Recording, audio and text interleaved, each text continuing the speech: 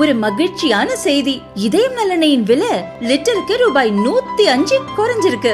September 2023ல 1 litre இதயம் நல்லெண்ணெயின் அதிகபட்ச விலை ரூபாய் 503. ஆனா இப்ப 1 லிட்டர் இதயம் நல்லெண்ணெயின் விலை ரூபாய் 398 மட்டும்தான் தமிழ்நாட்டுல. அப்ப இனிமே எல்லாரும் இதயம் நல்லெண்ணெய் வாங்கலாம் இல்ல? வணக்கம். செய்தி சுருக்கம். பெண்ணை பின்தொடர்ந்தால் 5 ஆண்டுகள், சிறுமி வன்கொடுமைக்கு மரண தண்டனை. சட்டசபையில் புது மசோதா தாக்கல். அண்ணா பல்கலைக்கழக மாணவி பாலியல் வன்கொடுமை செய்யப்பட்ட சம்பவம் தமிழகத்தை அதிர்ச்சி அடைய வைத்துள்ள நிலையில், பெண்களுக்கு எதிரான பாலியல் குற்றங்களில் ஈடுபடுபவர்களுக்கு தண்டனையை கடுமையாக்கும் வகையில் சட்ட திருத்த மசோதாவை முதல்வர் ஸ்டாலின் சட்டசபையில் இன்று அறிமுகம் செய்தார். தமிழ்நாட்டு பெண்ணுக்கு துன்பம் விளைவித்தலை தடை செய்கின்ற சட்ட திருத்த மசோதா 2025 என்ற அந்த மசோதாவில் இடம்பெற்றுள்ள முக்கிய அம்சங்கள் வருமாறு: கூட்டு பாலியல் வன்கொடுமை செய்தல், 18 வயதுக்குட்பட்ட பெண்ணை பலாத்காரம் செய்தல் ஆகிய வழக்குகளில் கைது செய்யப்படுபவர்களுக்கு வாழ்நாள் முழுக்க ஆயுள் சிறை தண்டனை வழங்கப்படும். மீண்டும் மீண்டும் பாலியல் வன்கொடுமை வழக்கில் கைது செய்யப்படுபவர்களுக்கு ஆயுள் முழுவதும் சிறை தண்டனை அல்லது மரண தண்டனை வழங்கப்படும். 12 வயதுக்குட்பட்ட சிறுமியை பாலியல் வன்கொடுமை செய்பவர்களுக்கும் மரண தண்டனை வழங்கப்படும். நெருங்கிய உறவினராலோ அதிகாரமிக்கவராலோ பெண் பலாத்காரம் செய்யப்பட்டால் குற்றவாளிக்கு ஆயுள் முழுக்க சிறை. பெண் மீதான ஆசிட் வீச்சு குற்றத்துக்கு குறைந்தபட்சம் 10 ஆண்டுகள் சிறை அல்லது ஆயுள் தண்டனை. பெண்ணை பின்தொடர்ந்தாலோ அல்லது ஆன்லைன் மூலம் பாலியல் தொந்தரவு கொடுத்தாலோ 5 ஆண்டுகள் வரை சிறை தண்டனை வழங்கப்படும். இந்த குற்றங்களுக்கு ஜாமீன் கிடையாது. பாலியல் குற்றங்களில் பாதிக்கப்பட்டோரின் அடையாளத்தை வெளிப்படுத்தினாலோ, பெண்ணின் கண்ணியத்தை பாதிக்கும் வகையில் குற்ற செயல்களை செய்தாலோ 3 முதல் 5 ஆண்டுகள் வரை சிறை தண்டனை வழங்கப்படும் என்பன உள்ளிட்ட தண்டனை விவரங்கள் புதிய சட்ட திருத்த மசோதாவில் இடம்பெற்றுள்ளன. தமிழ்நாட்டு பெண்ணுக்கு துன்பம் விளைவித்தலை தடை செய்கின்ற சட்ட திருத்த மசோதா நடப்பு கூட்டத்தொடரிலேயே விவாதத்துக்கு வருகிறது. பெண்களுக்கு எதிரான குற்றங்களை இரும்பு கரம் கொண்டு அடக்கி ஒடுக்கி வருகிறது இந்த அரசு. 86 விழுக்காட்டிற்கு மேலான வழக்குகளில் 60 நாட்களுக்குள் குற்றப்பத்திரிகை தாக்கல் செய்யப்பட்டிருக்கிறது இந்த அரசுதான். பள்ளிகள், கல்லூரிகள், பொது இடங்களில் பெண்கள் பாதுகாப்பு பற்றி 2,39,000க்கும் மேற்பட்ட விழிப்புணர்வு நிகழ்ச்சிகளை நடத்தி காட்டியிருக்கிறதும் இந்த அரசுதான். சத்யா என்ற பெண் ரயிலில் தள்ளிவிடப்பட்டு கொலை செய்யப்பட்ட வழக்கில் தூக்கு தண்டனை பெற்றுக் கொடுத்திருப்பதும் இந்த அரசுதான். அனைத்து பெண்களது பாதுகாப்பையும் உறுதி செய்யும் அரசாக தமிழ்நாடு அரசு செயல்பட்டு வருகிறது. பெண்களுக்கு இழைக்கப்படும் பாலியல் வன்கொடுமை என்பது யாராலும் மன்னிக்க முடியாத குற்றம். இத்தகைய கொடூர குற்றங்களில் ஈடுபடுவோருக்கு வழங்கப்பட வேண்டிய தண்டனை என்பது இத்தகைய செயல்களில் ஈடுபட முனைவோருக்கான கடும் எச்சரிக்கையாக இருந்திட வேண்டும். இந்த வகையில் BNS சட்டத்தின் கீழும் நமது மாநில அரசு சட்டங்களின் கீழும் ஏற்கனவே இத்தகைய குற்றங்களுக்கு தண்டனைகள் வரையறுக்கப்பட்டிருந்தாலும் இத்தண்டனைகளை மேலும் கடுமையாக்கிட வேண்டிய அவசியம் உள்ளதாகவே இந்த அரசு கருதுகிறது. இந்த அடிப்படையில் இத்தகைய குற்றங்களுக்கான தண்டனை மேலும் கடுமையாக்குவதற்காக BNS மற்றும் BNSS சட்டங்களில் மாநில சட்ட திருத்தத்திற்கும் தமிழ்நாடு 1998ஆம் ஆண்டு பெண்ணிற்கு துன்பம் விளைவித்தலை தடை செய்யும் சட்ட திருத்தத்திற்கும் சட்ட முன்வடிவுகளை பேரவையின் ஒப்புதலுக்காக முன்வைக்கிறேன். அனைத்து உறுப்பினர்களும் இதற்கு ஒப்புதல் அளிக்க வேண்டும் என்று கேட்டு அமைகிறேன். அதிமுக பாணியிலேயே திமுக MLAக்கள் பதில். சென்னை அண்ணா பல்கலைக்கழகத்தின் மாணவி பாலியல் வன்கொடுமை செய்யப்பட்ட சம்பவத்தில் ஞானசேகரன் என்பவர் கைது செய்யப்பட்டுள்ளார். இவன் தவிர இன்னொருவருக்கும் இதில் தொடர்பு இருப்பதாகவும் யார் அந்த சார் என கேட்டு அதிமுகவினர் பல இடங்களில் போஸ்டர்கள் ஒட்டினர். போராட்டங்கள் நடத்தி திமுக அரசுக்கு நெருக்கடி ஏற்படுத்தினர். தற்போது சட்டசபைக்கு செல்லும் அதிமுக MLAக்கள் தங்கள் சட்டையில் யார் அந்த சார் என்ற வாசகம் அடங்கிய பேட்ஜ் அணிந்து செல்கின்றனர். மாணவி பாலியல் சம்பவத்தில் அதிமுக தொடர்ந்து அரசுக்கு நெருக்கடி கொடுத்து வரும் நிலையில் அவர்கள் பாணியிலேயே திமுக MLAக்கள் பதில் கொடுத்துள்ளனர். சட்டசபைக்கு வந்த திமுக MLAக்கள் அதிமுக பிரமுகர் சுதாகரின் படத்துடன் இவன்தான் அந்த சார் என்ற வாசகம் அடங்கிய பதாகையை ஏந்தி வந்தனர். சுதாகர் என்பவர் அண்ணா நகரில் மாணவி ஒருவர் பாலியல் வன்கொடுமை செய்யப்பட்ட சம்பவத்தில் கைது செய்யப்பட்டவர். திமுக MLAக்கள் காண்பித்த அந்த பதாகையில் அதிமுக பிரமுகர் சுதாகர் மற்றும் எடப்பாடி பழனிசாமியின் படம் இடம்பெற்றுள்ளது. கேள்வி கேட்ட அதிமுகவுக்கு பதிலளிக்கவே இதை செய்ததாக சொன்ன திமுக MLAக்கள் அண்ணா பல்கலைக்கழக சம்பவம் பற்றி கேள்வி கேட்டபோது பதில் சொல்லாமல் சென்றுவிட்டனர். பல்கலைக்கழகத்தில் நடந்த சம்பவத்திற்கு ஒரு புலன் விசாரணை நடந்து கொண்டிருக்கிற போது விசாரணையில் சொல்லப்பட்ட வார்த்தைகளை வைத்துக்கொண்டு மாண்புமிகு அரசியல் எதிர்க்கட்சிகள் எல்லாம் புலன் விசாரணையில் பயன்படுத்தப்பட்ட வார்த்தையில் யார் என்று அரசின் மீதும் ஆட்சியாளர் மீதும் அதிகாரிகள் மீதும் பொதுவெளியில் வெளியில் பேசுவது சட்டத்திற்கு புறம்பானது. விசாரணையில்தான் யார் என்பதையெல்லாம் சொல்ல முடியும், அவை நீதிமன்றத்தில் அவற்றில் குற்றவாளிகள் நிறுத்த முடியும். ஆனால் இதை புரிந்து கொள்ளாத எதிர்க்கட்சி அதிமுகவை சேர்ந்த மாண்புமிகு சட்டமன்ற உறுப்பினர் எல்லோரும் இதற்கு விடை தெரியாதது போல தினந்தோறும் கருப்பு சட்டையை அணிந்து கொண்டு யார் அந்த சார் என்று பேட்ஜை அணிந்து கொண்டு சட்டமன்றத்திற்குள் வந்து சட்டமன்ற நடவடிக்கைகளில் அவர்கள் பங்கேற்று கொண்டிருக்கிறார்கள். நாங்களும் பார்த்தோம். பாவம், தினந்தோறும் கருப்பு சட்டை அணிந்து கொண்டு விடை தெரியாமல் இருந்து கொண்டிருக்கிறார்களே என்று ஏங்கிக் கொண்டிருந்தோம். அரசின் பொறுப்பு விடை கொடுப்பது. அதுதான் இன்றைக்கு யார் அந்த சார் என்று கேள்வி கேட்ட அதிமுக காரர்களுக்கு, சட்டமன்ற உறுப்பினர்களுக்கு இவன்தான் அந்த சார் என்பதை ஊடகங்களுக்கும் நாட்டு மக்களுக்கும் தெரிவிப்பதற்காக தான் இன்றைக்கு திராவிட முன்னேற்ற கழகத்தினுடைய சட்டமன்ற உறுப்பினர்கள் எல்லோரும் யார் அந்த சார் என்ற கேள்விக்கு இவன்தான் இந்த சார் என்பதை நாட்டு மக்கள் மத்தியில் வெளிச்சம் போட்டு கொண்டு வந்து காட்டுகின்ற நோக்கத்தோடு தான் இன்றைக்கு இத்தகைய நிகழ்வை நாங்கள் ஏற்படுத்தியிருக்கிறோம். ஸ்டாலின் விழிப்பாரா, அண்ணாமலை ஆவேசம். சிவகங்கை மாவட்டத்தைச் சேர்ந்த இந்திய கடற்படை மாலுமி இளமாறனின் பாட்டியை நகைக்காக மர்ம நபர்கள் கொலை செய்தனர். ஓராண்டாகியும் குற்றவாளிகள் கைது செய்யப்படாததால் போலீஸ் மீது அதிருப்தியடைந்த இளமாறன் தனது மனக்குமுறலை வீடியோவாக பதிவு செய்து வெளியிட்டுள்ளார். என்னை கிரிமினலாக்க வேண்டாம் என அந்த வீடியோவில் வேதனையுடன் கூறியுள்ளார்.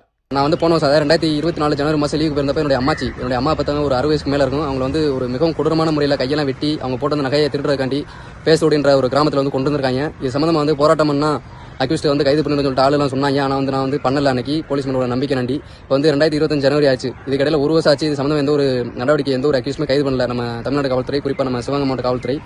இதே இது நம்ம சிவகங்கை மாவட்ட காவல்துறை டிஎஸ்பிக்கோ இல்லை எஸ்பிக்கோ நடந்திருந்தா, வீட்டில் ஏதாச்சும் ஒன்று நடந்திருந்தோ அடுத்த 1 மணி நேரத்தில் கண்டுபிடிக்கிற காவல்துறை என் வீட்டில் நடந்த ஒரு இஷ்யூ இது வரைக்கும் கண்டுபிடிக்க ஒரு எந்த ஒரு இதுவுமே இப்போ நடவடிக்கையுமே எடுக்கல. சம்பந்தமாக எங்கள் அப்பா ஒரு எஸ்பிஎஸ்ல ஒரு 6 வாட்ட பெட்டிஷன் மனு கொடுத்துருக்காரு. அப்புறம் கலெக்டர் ஆஃபீஸில் ஒரு மனு கொடுத்துருக்காரு. ஆனால் எந்த ஒரு நடவடிக்கையுமே எடுக்கல. அதனாண்டி நான் ஒரு சிவகங்கையில் சாம்பையா ஸ்கூலில் ஒரு நல்லா படித்து இந்த போஸ்டிங்கில் இருக்கிறேன். நான் அதாவது என்னை ஒரு கிரிமினல் ஆக்க வேண்டான்ற ஒரு கோரிக்கை சிவகங்கை மாவட்ட காவல்துறைக்கு நான் இந்த நேரத்தில் தெரிவிச்சுக்கிறேன். ஏன்னா எந்த ஒரு ஆக்ஷனுமே 1 வருஷம் ஆச்சு, இது வரைக்கும் எடுக்கல. ஒரு மனுஷன் பாட்டுக்கு எந்த ஒரு பம்பு தும்புக்கும் போகாமல் அவன் பாட்டுக்கு இருக்கேன். அவனை ஏதாச்சும் அவன் குடும்பத்தில் ஏதாச்சும் நடக்குது. ஆனால் இப்போ காவல்துறை, நம்ம தமிழ்நாடு காவல்துறை வேடிக்கை பார்க்குது அப்படின்னா எவ்வளோ கோவம் இருக்குன்னு உங்களுக்கு தெரியும். அதனாண்டி என்னை ஒரு கிரிமினல் ஆக்க வேண்டாம்னு ஒரு கோரிக்கை தெரிவிச்சுக்கிறேன். இளமாறனின் வீடியோவை ஷேர் செய்துள்ள பாரதிய ஜனதா மாநில தலைவர் அண்ணாமலை தமிழக அரசுக்கு கண்டனம் தெரிவித்தார். இது தொடர்பாக அவர் வெளியிட்ட பதிவில் கூறியிருப்பதாவது: தமிழ்நாட்டு மக்கள் மாநில போலீஸ் மீது நம்பிக்கை இழந்து வருகிறார்கள். இது ஜனநாயகத்துக்கு கேடான ஒரு விஷயம். நாட்டுக்காக தன் வாழ்வை அர்ப்பணித்துள்ள கடற்படை மாலுமியின் பாட்டி ஓராண்டுக்கு முன் கொடூரமான முறையில் கொலை செய்யப்பட்டுள்ளார். நீதி கேட்டு மாலுமியின் குடும்பம் ஒவ்வொரு இடமாக ஓடிச் சென்று புகார் கொடுக்கிறார்கள். ஆனாலும் போலீஸ் எந்த நடவடிக்கையும் எடுக்கவில்லை. குற்றவாளிகள் இதுவரை கைது செய்யப்படவில்லை. முதல்வர் ஸ்டாலின் இனியாவது விழித்துக் கொள்ள வேண்டுமென அண்ணாமலை கூறியுள்ளார். சென்னை மலர் கண்காட்சியில் குட்டீஸ்கள் ஹாப்பி அண்ணாச்சி. சென்னை தேனாம்பேட்டையில் உள்ள செம்மொழி பூங்காவில் தோட்டக்கலைத்துறை சார்பில் மலர் கண்காட்சி நடந்து வருகிறது. இதனை காண வரும் குழந்தைகளின் எண்ணிக்கை நாளுக்கு நாள் அதிகரித்தபடி உள்ளது. இதற்கு முக்கிய காரணம் ரயில், கார், படகு, யானை, மயில், முதலை, ஆமை போன்ற உருவங்களை பலவித வண்ண மலர்களால் உருவாக்கி வைத்திருப்பதுதான். ஊட்டி, கொடைக்கானல் போன்ற இடங்களில் நிலவும் சீதோஷணம் காரணமாக மலர்கள் அவ்வளவு எளிதாக வாடாது. ஆனால் வெயில் வாட்டி எடுக்கும் சென்னையில் மலர் கண்காட்சி நடத்துவது என்பது சவாலான விஷயமே. அந்த சவாலை சாத்தியமாக்கி சாதனையாகவும் ஆக்கியிருக்கின்றனர். மலை பிரதேசங்களில் மட்டுமே காணக்கூடிய பெட்டூனியா, சால்வியா, செவ்வந்தி, ரோஜா, பெகோனியா, அந்தூரியம், பென்டாஸ், சாமந்தி உள்ளிட்ட மலர்களை இங்கு அதே செழுமையுடன் வளர்த்து காண்பித்துள்ளனர். கண்காட்சி நடக்கும் நாட்களில் இந்த மலர்கள் வாடாமல் பராமரித்தும் வருகின்றனர். நான் இந்த ஃப்ளவர் ஷோக்கு வரணும் தான் வந்தோம். இந்த குழந்தைங்களுக்காக தான் வந்து ரொம்ப என்ஜாய் பண்ணுறோம். ஆக்சுவலி இந்த ஆம்பியன்ஸு, லைட் மியூசிக் வேறு ரொம்ப அழகாக இருக்குது. எல்லா பூவும் பார்க்கறதுக்கு ரொம்ப ரொம்ப அழகாக இருக்குது. என் பசங்களும் ரொம்ப என்ஜாய் பண்ணுறாங்க. ஆக்சுவலி அவங்களுக்கு ட்ரெயின், எலிஃபெண்ட்டு, க்ரோக்கடைல் அந்த மாதிரி நிறைய திங்ஸ் இருக்கிறதுனால ரொம்ப என்ஜாய் பண்ணி பார்க்குறாங்க. நிறைய இந்த மாதிரி எலிஃபெண்ட்டு, போட் தீம்லாம் எடுத்துகிட்டு வந்திருக்காங்க. சைல்டு அப்யூஸ்க்காக நிறைய இது ஸ்கீம் மாதிரி கொண்டு வந்திருக்காங்க. It is very beautiful and very colourful and biologist எல்லாம் ரொம்ப ஆசையாக பார்ப்பாங்க. எல்லா ஃப்ளவர்ஸும் செடிஸ்க்கு நடுவில் ஸ்கேன் மீன்ற ஒரு ஆப்ஷன்ஸ் கொடுத்துருக்காங்க. ஸோ தட் அதோடைய biological name and origin and species எல்லாமே அப்படி சொல்லுமா. இதுலேருந்து ஃபஸ்ட்டு இன்ஸ்டாவில் தான் பார்த்துருந்தேன் இந்த ரீல்ஸு, கொஞ்சம் நல்லா இருக்குது அப்படின்னு சொல்லியிருந்தாங்க. சரி, அதனால் வந்து விசிட் பண்ணலாமே அப்படின்னு சொல்லிட்டு ஃப்ரெண்ட்ஸுங்களோட வந்திருந்தோம். நாங்கள் ஒரு 6-7 பேர் வந்திருந்தோம். எல்லாமே ஃபோட்டோ எனக்கு நிறைய பூ செட்டிங்லாம் நிறைய அதிகமாக இருக்குது. ஃபஸ்ட் டைம் வந்தோம், ஆனால் இதுதான் ஃபஸ்ட் டைம் நான் இப்போ தான் வந்தேன். பட் ஆனால் நல்லா இருந்துச்சு. இன்னும் நிறையா பூலாம் உள்ளே இருக்குது. நாங்கள் இப்போ தான் என்ட்ரன்ஸ்லேருந்து உள்ளே போயிட்டுருக்கோம். உள்ளே போயிட்டு சொல்லுங்கள். கண்காட்சியில் 1க்கு 2 மலர் கடிகாரங்கள் உள்ளன. அவை டம்மியாக இல்லாமல் நிஜமாகவே சரியான நேரத்தை காட்டியபடி ஓடுகிறது. கண்காட்சியை காண வரும் மக்களை வரவேற்கும் இதய வடிவிலான வரவேற்பு வளைவுகளில் மக்கள் பெரிதும் மனதை பறிகொடுக்கின்றனர். இதுபோக பட்டாம்பூச்சி வடிவிலான வளைவுகளும் மனதை கவர்கிறது. இந்த மலர் கண்காட்சிக்காக தோட்டக்கலைத்துறையினர் கடந்த 6 மாதமாக உழைத்து வருகின்றனர். ரயில் போன்ற உருவத்தை வடிவமைப்பதற்காக மட்டுமே 4000 சிறிய மலர் தொட்டிகள் பயன்படுத்தியுள்ளனர். கண்காட்சி வரும் 18ஆம் தேதி வரை நடக்கிறது. காலை 10 முதல் இரவு 7 மணி வரை திறந்திருக்கும். தினமும் மாலை கலை நிகழ்ச்சிகள் உண்டு. பெரியவர்களுக்கு 200 ரூபாய், சிறியவர்களுக்கு 100 ரூபாய் நுழைவு கட்டணம் வசூலிக்கப்படுகிறது. உட்லண்ட்ஸ் டிரைவிங் இருக்கிறச்சே தான் முதல்ல வந்திருக்கேன் இங்கே. அப்புறம் டெவலப் பண்ணிட்டு இருக்க டைமில் வந்தேன் ஒரு 4-5 வருஷம் முன்னாடி. கண்காட்சி முதல் முறை வரேன். நல்லா இருக்கா சார்? பார்க்க எப்படி இருக்கு? இன்னும் தொடர்ந்து இப்போ கொஞ்சம் தூரம் தான் உள்ளே வந்திருக்கோம். நான் பார்த்த வரைக்கும் நல்லா அழகாக இருக்குது, நல்லா இருக்குது. ஃப்ளவர் ஷோ ஃபஸ்ட் டைம் பார்க்க வரேன். ரொம்ப நல்லா இருக்குது. ஊட்டியில் நான் நிறைய வாட்டி பார்த்துருக்கேன். இங்கே இப்போ தான் பார்க்குறேன். ரொம்ப நல்லா இருக்குது. எல்லாமே ட்ரெயின், ஜீப்பு, எல்லா மாடலு, மயில் எல்லாமே ரொம்ப அழகாக அலங்காரம் பண்ணியிருக்காங்க. கண்காட்சி பார்க்க ரொம்ப கண்ணுக்கு எல்லாருமே வந்து பார்க்கணும். நல்லா இருக்குது பார்க்க, கண்ணுக்கு பார்க்கறதுக்கு ரொம்ப அழகாக இருக்குது. நேச்சுரலாக எல்லாமே நல்லா வச்சுருக்காங்க, டிசைன்ஸ் பண்ணி சூப்பராக இருக்குது. 200 கொடுத்தாலும் அதுக்கேற்ற எல்லாமே இருக்குது பார்க்கலாம். விஷப்பாம்புகளை கூண்டில் பூட்டி 2 ஆண்டு கொஞ்சிய திமுக புள்ளி. நல்ல பாம்பு பிரியர் சிறை சென்ற கதை. கொடிய விஷம் கக்கும் நல்ல பாம்புகளை கூண்டில் அடைத்து 2 வருடமாக பால் முட்டை கொடுத்து பாசத்தையும் சேர்த்து ஊட்டி வளர்த்து வந்த திமுக நிர்வாகியை வனத்துறை தட்டி தூக்கிய சம்பவம் ராமநாதபுரத்தில் பரபரப்பை ஏற்படுத்தியுள்ளது. கைதான திமுக நிர்வாகியின் நல்ல பாம்புகள் மீதான அலாதி பிரியம் வனத்துறையினரையே ஆட்டம் காண செய்திருக்கிறது. அப்படி ராமநாதபுரத்தில் என்னதான் நடந்தது என்பதை பார்க்கலாம்.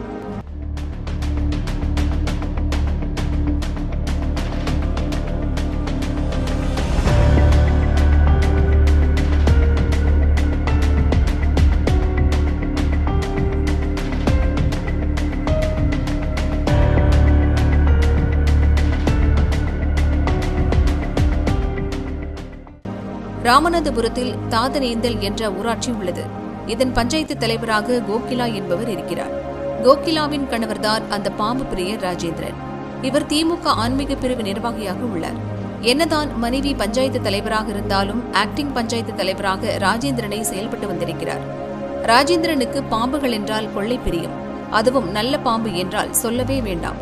தனது உடல் முழுவதும் நல்ல பாம்பு படத்தை பச்சை குத்தி பாம்பு பாசத்தை ஊரறிய செய்தவர் அவர். 2 வருடம் இருக்கும். தாதனேந்தல் ஊராட்சிக்கு சொந்தமான குறுங்காட்டில் 2 நல்ல பாம்புகள் நெளிவதை பார்த்திருக்கிறார். எப்படியாவது அவற்றை பிடித்து வளர்க்க வேண்டும் என்று ஆசை வந்திருக்கிறது.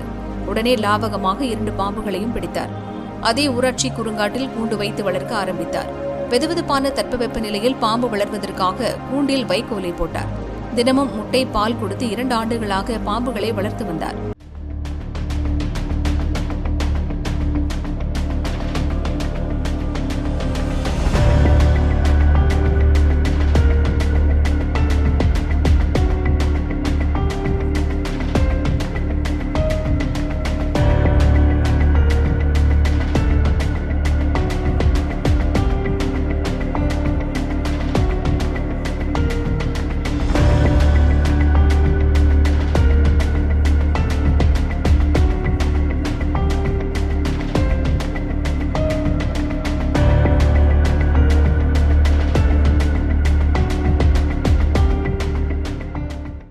நல்ல உணவு கிடைத்ததால் வேகமாக வளர்ந்த பாம்புகள் 7 அடி நீளம் வந்துவிட்டன. பாம்புகளை அடிக்கடி கையில் பிடித்து கொஞ்சுவது ராஜேந்திரனுக்கு வாடிக்கையாக இருந்திருக்கிறது. அதிர்ஷ்டவசமாக 2 ஆண்டில் ஒரு முறை கூட பாம்பு அவரை கடிக்கவில்லை. பாம்புகளை இப்படி வளர்ப்பது வனத்துறை சட்டப்படி தவறு என்று சிறு பிள்ளைக்கு கூட தெரியும். ஆனால் அதையெல்லாம் ராஜேந்திரன் துளியும் கூட பொருட்படுத்தவில்லை. தனது நண்பர்கள் ஊர் மக்களுக்கு பாம்புகளை காட்டி சிலாகிப்பதை பிடித்த காரியமாக செய்திருக்கிறார். மற்றவர்கள் முன்பு கையில் உணவை வைத்து பாம்புகளுக்கு ஊட்டுவதும் மகுடி ஊதி காட்டுவதும் ராஜேந்திரனுக்கு விருப்பமான செயல். இப்படி ராஜேந்திரன் அழைப்பை ஏற்று பாம்பு பார்க்க வந்த யாரோ ஒருவர் விஷயத்தை வனத்துறைக்கு போட்டுவிட்டிருக்கிறார். வனத்துறைக்கு அந்த நபர் சொன்னதில் நம்பிக்கை இல்லை. இருப்பினும் பஞ்சாயத்து குரங்காட்டுக்கு ஒரு விசிட் சென்றனர். கூண்டில் 7 அடி நீளமுள்ள 2 நல்ல பாம்புகள் புசு புசு என இரைச்சலிட்டன. ஒரு கணம் வனத்துறையினர் அதிர்ந்து விட்டனர். 2 பாம்புகளையும் பத்திரமாக மீட்டனர். ராஜேந்திரனை பிடித்து விசாரித்தனர். அவர் 2 வருடமாக பால் முட்டை கொடுத்து பாம்புகளை வளர்த்து வந்த கதையை முழுமையாக விவரித்தார். அதை பதிவு செய்து கொண்ட வனத்துறையினர் ராஜேந்திரன் மீது வழக்கு பதிவு செய்தனர். அவரை கைது செய்து ராமநாதபுரம் 2வது மாஜிஸ்ட்ரேட் கோர்ட்டில் ஆஜர் செய்தனர். அவரை 15 நாள் ரிமாண்ட் செய்ய மாஜிஸ்ட்ரேட் உத்தரவிட்டார். இந்த சம்பவம் பற்றி வனத்துறையினர் கூறியது: பாம்புகளை பிடித்து வீட்டில் வளர்ப்பது வனத்துறை சட்டப்படி குற்றம். அதுவும் நல்ல பாம்புகள் அட்டவணை பிரிவு 1 வருகின்றன. இந்த குற்றத்தை யார் செய்தாலும் 7 ஆண்டுகள் வரை சிறை தண்டனை விதிக்க சட்டத்தில் இடம் உள்ளது என்றனர். கைதான ராஜேந்திரன் எப்போதும் வித்தியாசமானவர். பாம்பு வளர்ப்பது சட்டப்படி குற்றம் அல்லவா என நண்பர்கள் சொல்லும்போது, நான் பாம்புகள் பற்றி மக்களுக்கு விழிப்புணர்வு அல்லவா ஏற்படுத்துகிறேன் என்பாராம். இவர்தான் 2 நாள் முன்பு ராமேஸ்வரம் சென்ற கவர்னருக்கு எதிராக உலக்கை அடித்தும் குறி சொல்லியும் வினோத போராட்டம் நடத்தினார். இதே போராட்டத்தை மோடிக்கு எதிராகவும் நடத்தி முன்பு பிரபலமாகியிருக்கிறார் ராஜேந்திரன்.